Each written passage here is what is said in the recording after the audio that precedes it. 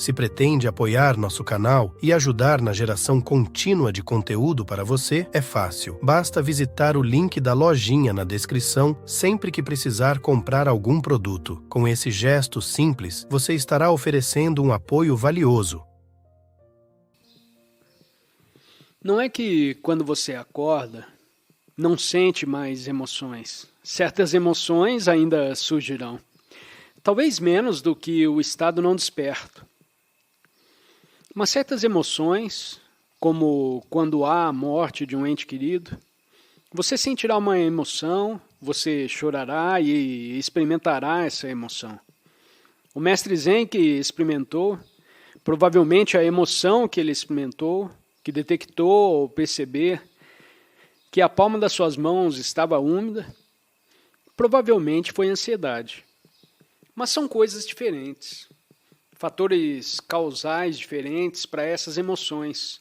O mestre Zen estava justificado ao dizer: isso me mostra que ainda estou na mente conceitual.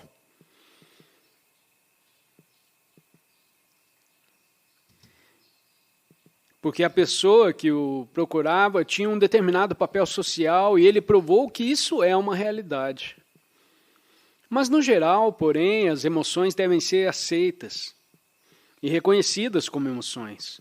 Cada emoção que surge em você é algo que você estará ciente. E então você diz, bem, aí está. E o estranho é que quanto mais você viver aceitando o momento presente, menos experimentará emoções negativas. Porque a maioria das emoções negativas surgem através da não aceitação do ser das coisas, do momento presente. Algumas emoções ainda podem estar presentes, mas raramente você experimentaria emoções negativas. Você ainda pode, claro, mas elas serão de curta duração. As emoções não moram em você. Você poderia ter, vejamos, não me lembro da última vez que fiquei com raiva. Vou ter que pensar.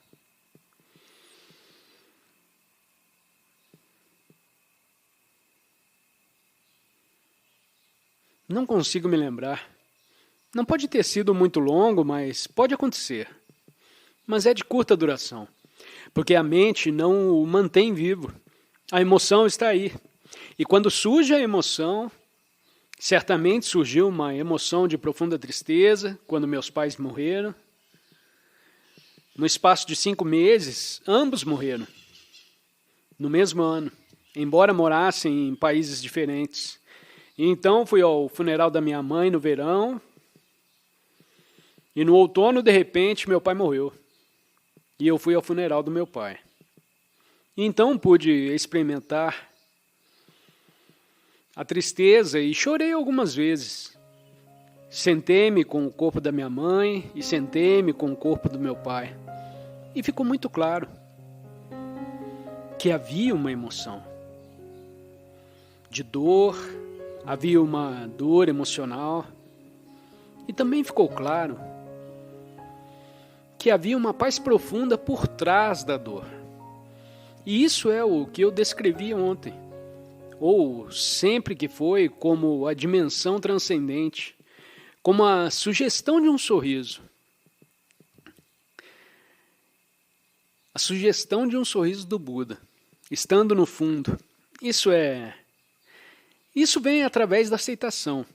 Através da aceitação que surge mais rápida e fortemente. Quando você aceita algo, ainda existe a emoção na superfície e você aceita a emoção.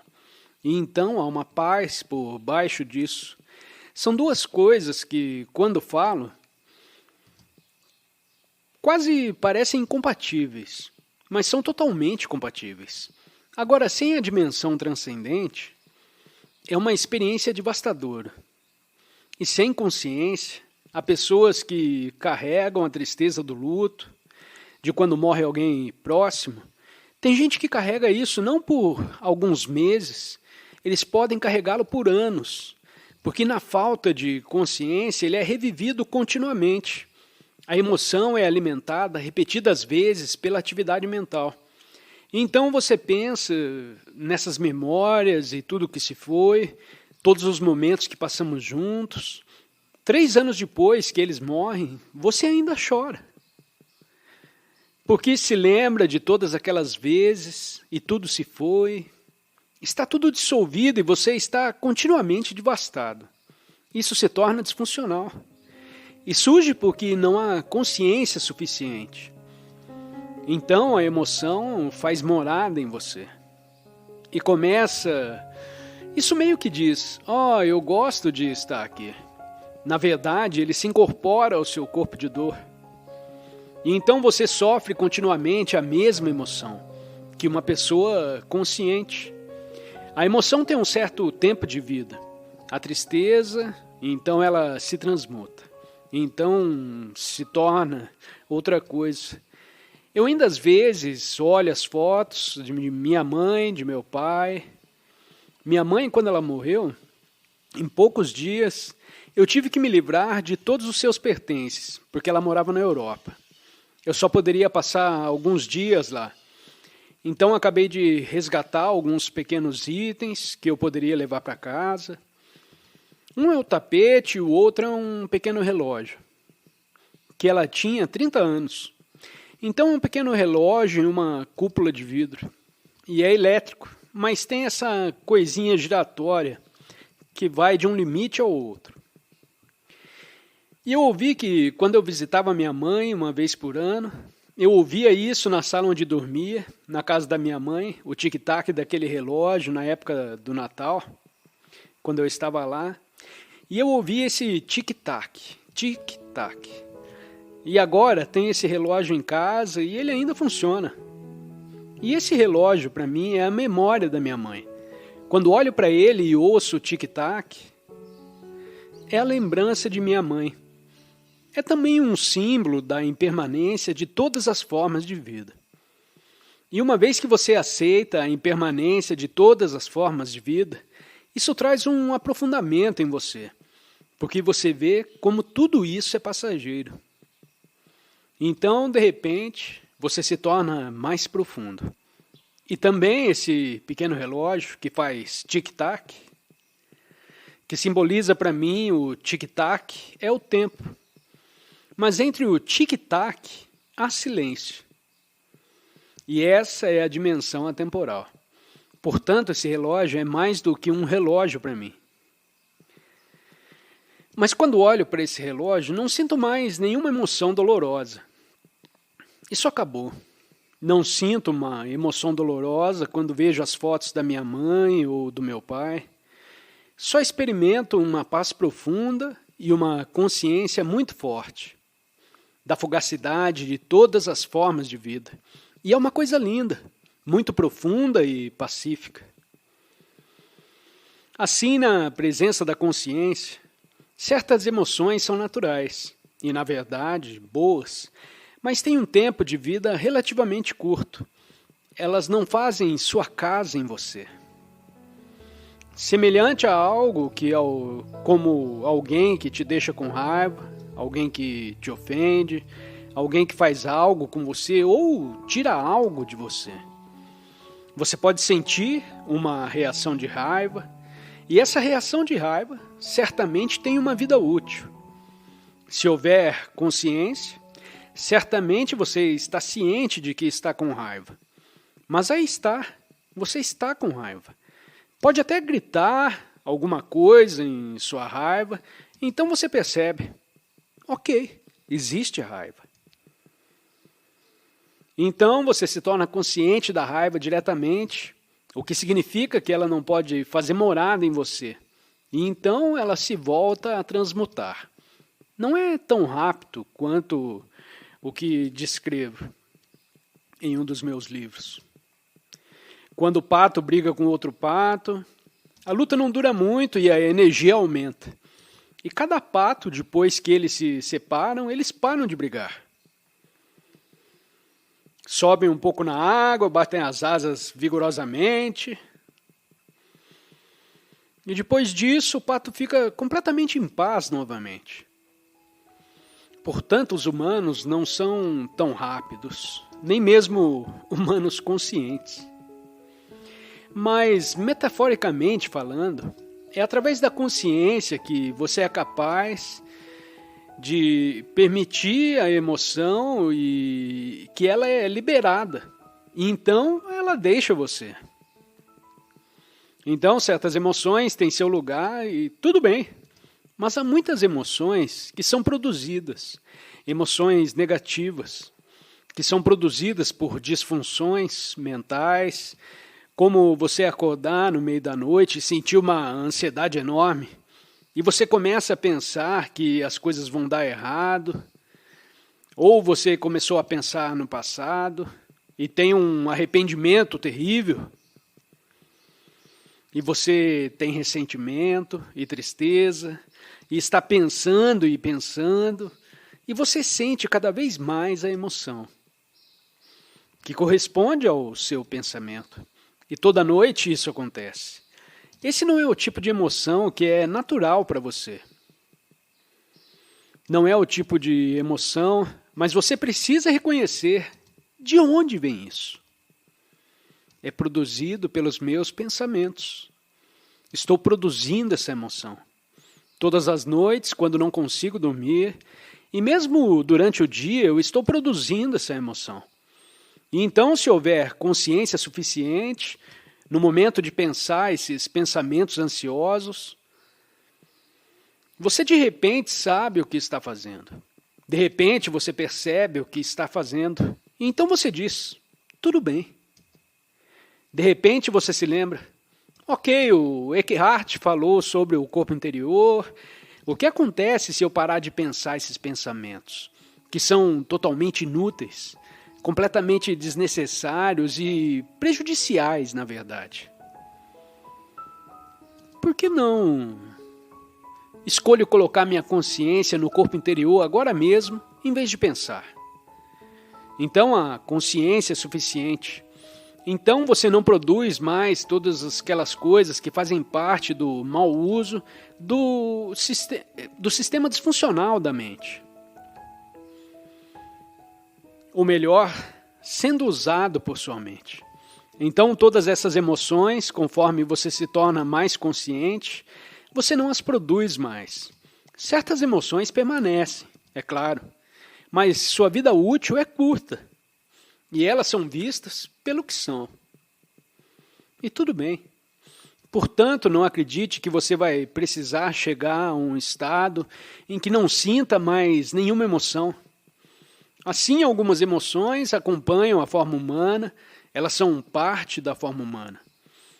Tem uma história, creio que a citei em um dos livros, um dos antigos filósofos gregos.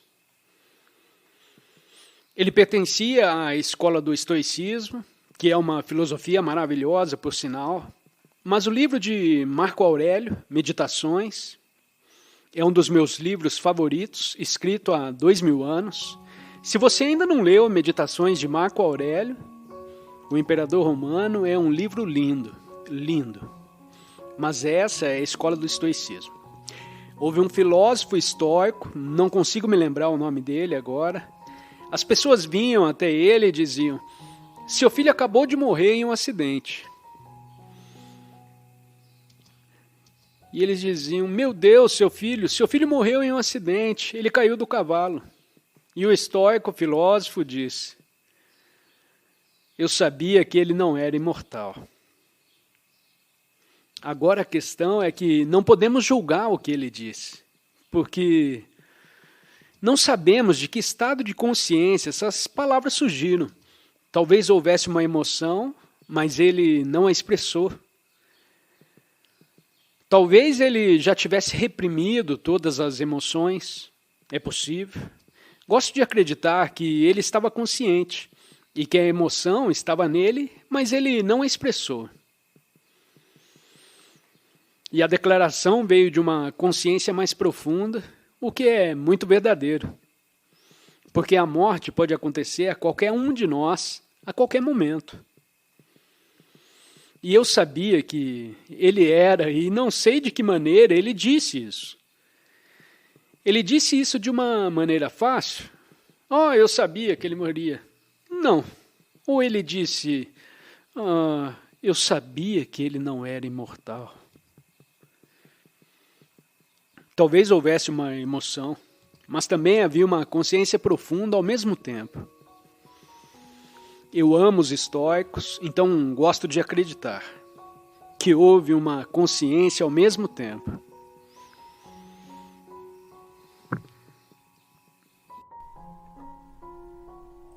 O desejo de ter um relacionamento amoroso é universal, porque as pessoas acreditam que a paixão, o dito amor, pode libertá-las do medo, da necessidade e do vazio que fazem parte da condição humana, em seu estado de pecado e não iluminação. Existe uma dimensão física e outra psicológica para esse estado. No nível físico, é óbvio que não somos um todo nem jamais seremos. Cada um de nós é homem ou mulher, o que vale dizer uma metade de um todo. Nesse nível, o desejo de ser completo, de retornar à unidade, se manifesta através da atração entre homem e mulher. É um impulso quase irresistível de união com a polaridade oposta de energia. A raiz desse impulso físico é espiritual, porque nele está o desejo ardente do fim de uma dualidade, de um retorno ao estado de completude. A união sexual é o mais perto que podemos chegar desse estado no nível físico. Essa é a razão pela qual ela é a experiência mais satisfatória que o reino físico pode nos oferecer. Mas a união sexual não passa de um lampejo breve de plenitude, um instante abençoado. Enquanto ela for inconscientemente vista como meio de salvação, você a verá como o fim da dualidade no nível da forma, um lugar onde ela não pode ser encontrada. Você teve um lampejo do paraíso, mas não pode ficar ali e se percebe de novo em um corpo separado. No nível psicológico, a sensação de falta, de não estar completo, é até maior do que no nível físico. Enquanto houver uma identificação com a mente, o sentido do eu interior é dado pelas coisas externas. Isso significa que você extrai o sentido de quem você é de coisas que não têm nada a ver com quem você realmente é, como o seu papel na sociedade, suas propriedades, sua aparência externa, seus sucessos e fracassos, seus sistemas de crenças e etc. Esse eu interior falso, o ego construído pela mente, sente-se vulnerável, inseguro e está sempre em busca de coisas novas com as quais se identificar, para obter a sensação de que ele existe.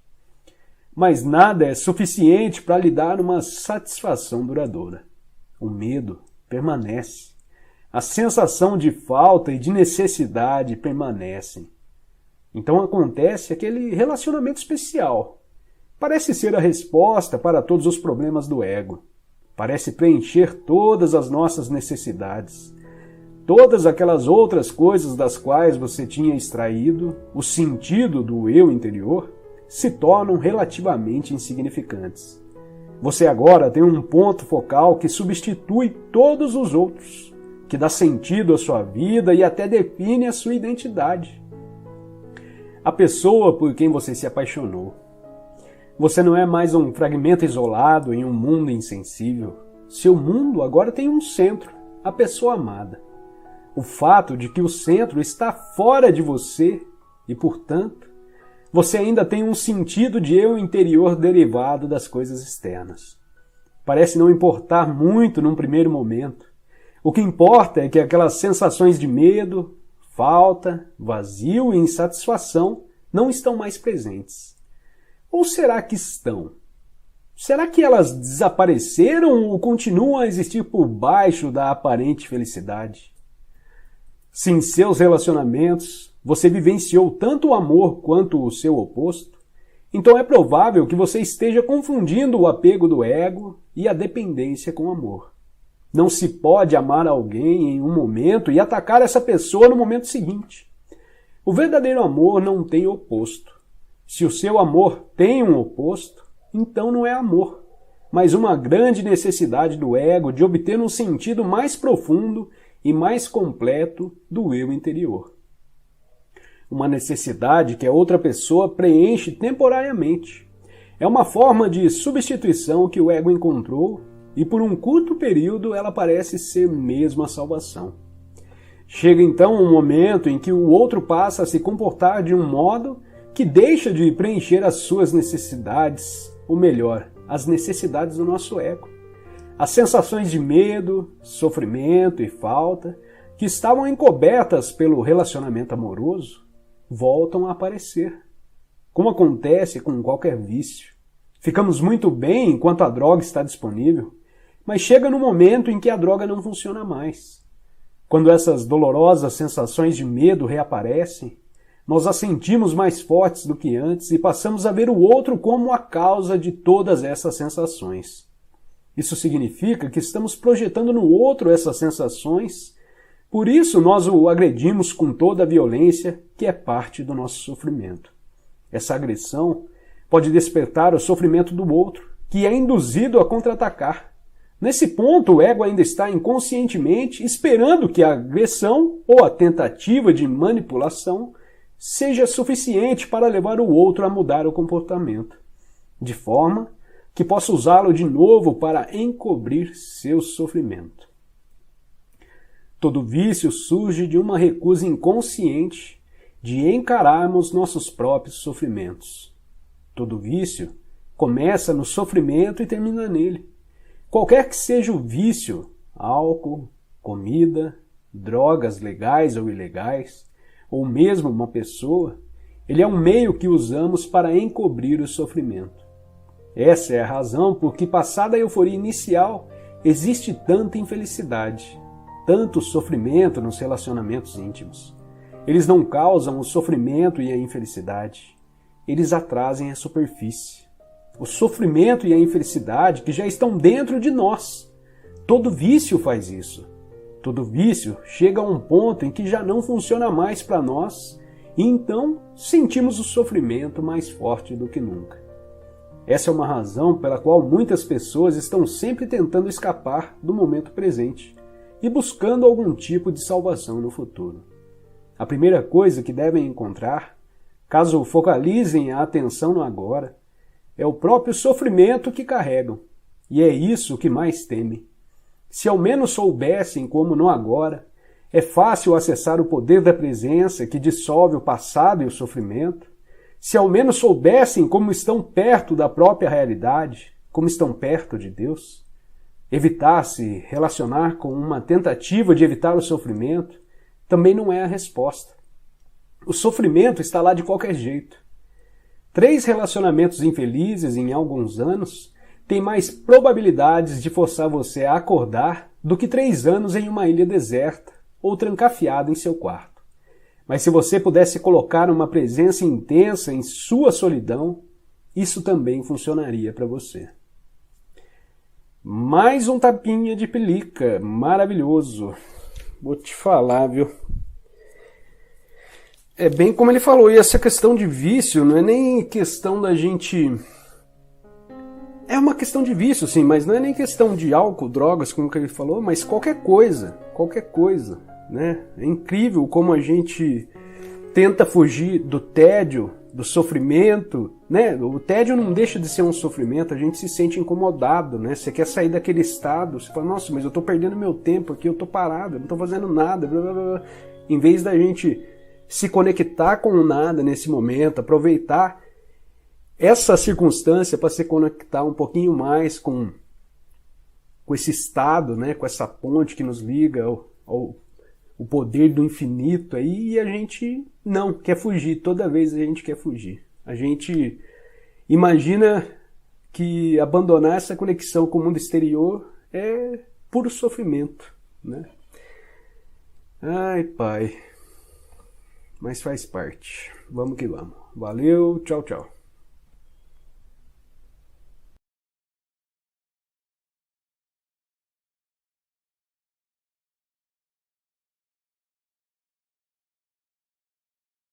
Se pretende apoiar nosso canal e ajudar na geração contínua de conteúdo para você, é fácil. Basta visitar o link da lojinha na descrição sempre que precisar comprar algum produto. Com esse gesto simples, você estará oferecendo um apoio valioso.